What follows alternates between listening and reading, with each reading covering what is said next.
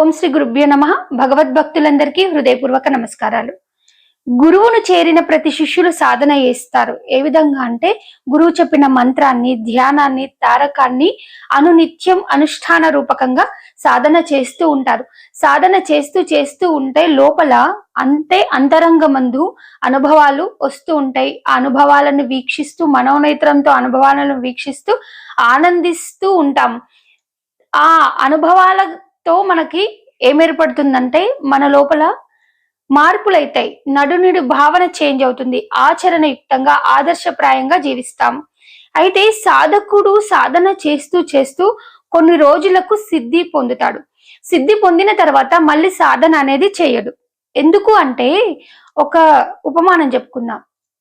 ఒక పెద్ద నిధి ఉంది అంటే మొత్తము ఇంకా దానికి అనంతం, ఆ చిట్ట చివరి నిధి అది మనకు లభిస్తే ఇంకేది అవసరం లేదు. అట్లాంటి నిధి మనకు మన గురువుగారు చెప్పారు, ఆ నిధిని తెచ్చుకో, నీకు అడ్రస్ చెప్తా అని గురువు చెప్పగానే మనం ఏం చేస్తాము? ఆ నిధిని తవ్వడానికి రోజింత తవ్వుకుంటూ, సొరంగ మార్గాన్ని తవ్వుకుంటూ మట్టి తీస్తూ ఆ నిధి దగ్గరికి ప్రయాణం చేస్తాం. మనకు నిధి దొరికింది. నిధి దొరికిన తర్వాత మళ్ళీ ప్రయాణం చేయలేం కదా, మళ్ళీ తవ్వం కదా. అంటే మనకు అఖండమైన శాశ్వతమైన నిధి దొరికిన తర్వాత ఆ నిధి సమక్షంలో బ్రతుకుతాం.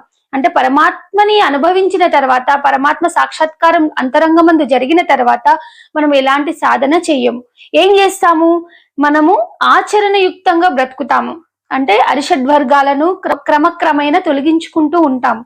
కామ, క్రోధ, లోభ, మోహ, మద, మత్సర్యాలు అనేటివి మెల్లిమెల్లిగా తొలగించుకొని, ఈర్ష్యను రానియకుండా, ఆహాన్ని రానియకుండా, నిత్యము భాండ శుద్ధి లేని పాకమేళ అన్నట్టు నిత్యం మన మనసుని శుద్ధి చేసుకుంటా ఉంటాం. ఎందుకంటే ఒకసారి సూర్య భగవాను దర్శించిన తర్వాత మళ్ళీ మళ్ళీ దర్శిస్తామా? సూర్యుడు ఇట్లుంటాడు అని తెలిసింది కదా. అలాగే పరమాత్మ ఇట్లుంటది, సత్యం స్థితం శాశ్వతమయ్యి ఇలా ప్రకాశవంతంగా ఉన్నది అని తెలిసిన తర్వాత అంతటా పరమాత్మని చూడగలిగే శక్తి మనకు వస్తుంది.